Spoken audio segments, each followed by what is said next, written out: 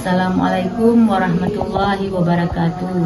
Saya Ibu Fauziah dari korban Imam Mashkur, beralamat Desa Mengkelayu, Dusun Arafah, Kecamatan Gandapura,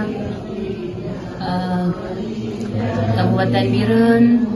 Saya memohon kepada Bapak Hotman Paris dan tim 911 untuk membantu kami dalam mencari keadilan terhadap anak kami yang menjadi korban penganiayaan, pembunuhan dari oknum TNI.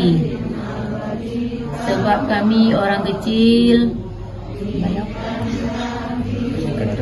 dipastikan ada kepastian hukum seadil-adilnya. Jadi dari kami pihak ibu kandung dan keluarga mohon sangat kepada Bapak Hotman Paris dan tim 911 untuk kejelasan kasus ini. Terima kasih Bapak. Assalamualaikum warahmatullahi wabarakatuh.